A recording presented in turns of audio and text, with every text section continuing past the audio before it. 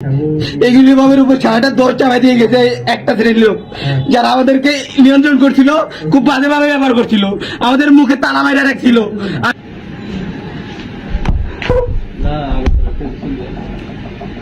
বিসমিল্লাহির রহমানির রহিম।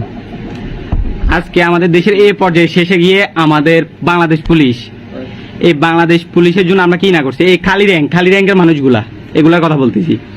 এগুলা সারা জীবন নির্যাতিত হয়েছে, অফিসারের হাতে নির্যাতিত হয়েছে, নিজের ডিপার্টমেন্টের হাতে নির্যাতিত হয়েছে, এখন সারা বাংলাদেশের হাতে নির্যাতিত হচ্ছে। কালকে যে পরিমাণ পুলিশ মারা গেছে, আজকে তারপরও আমাদের ইন্ডাস্ট্রিয়াল পুলিশ 3 আমাদেরকে বেরোতে দিচ্ছে না, বাসায় দিয়ে যেতে দিচ্ছে না।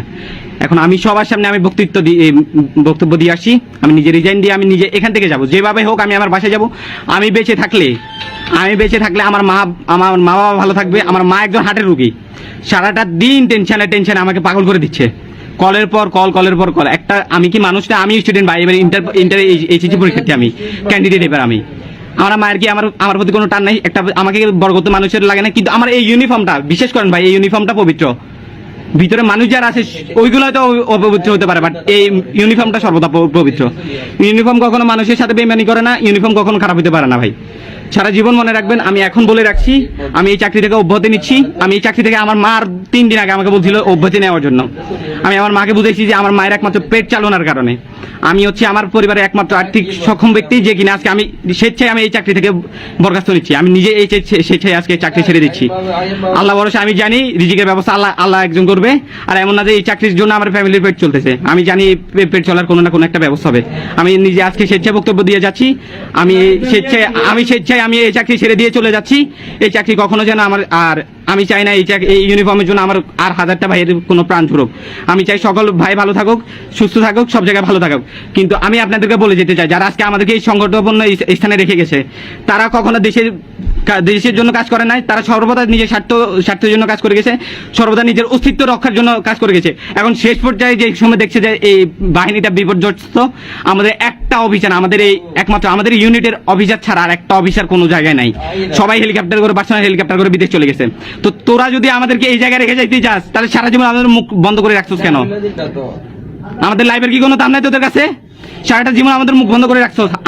আমি বলে যাচ্ছি ভাই, আমাদের এই ডিপার্টমেন্টে হাজার ছেলে আছে, হাজার পুলিশ কনস্টেবল আছে, যারা কিনা এই ছাত্রদের পক্ষে কাজ করে গেছে।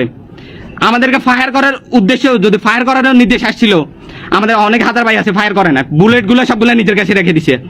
তারা সর্বদা চাইছিল জনগণের ভালো। আমরা প্রথম থেকে দেখবেন 1000টা পুলিশের প্রোফাইল লাল হয়ে আছে এখনো। আমরা প্রথম থেকে চাইছি স্টুডেন্টের দাবি আদায় হোক, আমরা চাইছি এই সরকারের পতন হোক। কিন্তু আমাদের কিছু লঘু সংখ্যক অফিসার যারা আছে, তারা আমাদের মুখ বন্ধ করে রাখছিল, আমাদেরকে আটকে রাখছিল, আমাদেরকে বে হিসাবে আমাদের ব্যবহার করেছিল, যেগুলো কোনো যৌক্তিকভাবে ব্যবহারের কোনো পর্যায়ে পড়ে না।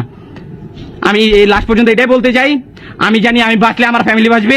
আমি এই জন্য স্বেচ্ছায় আমার চাকরি থেকে অব্যাহতি নিচ্ছি। আমার এই প্রিয় ইউনিফর্মটা, যেটার জন্য আমি সারা জীবন কষ্ট করে গেছি, 6টা মাস কুকুরের মতো কষ্ট করছি ট্রেনিং সেন্টারে, আজকে আমি এই ইউনিফর্মটা খুলে চলে যাচ্ছি।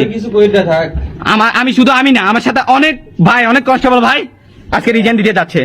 শুধু আমি না, প্রায় 100-এরও অধিক হবে আজকে রিজাইন দিব। আমরা একসাথে দিব ইনশাল্লাহ। এই বাংলাদেশ, নতুন বাংলাদেশে আমরা নতুন পুলিশ দেখবো, নতুন পুলিশ নতুন বাংলাদেশ করবে ইনশাল্লাহ।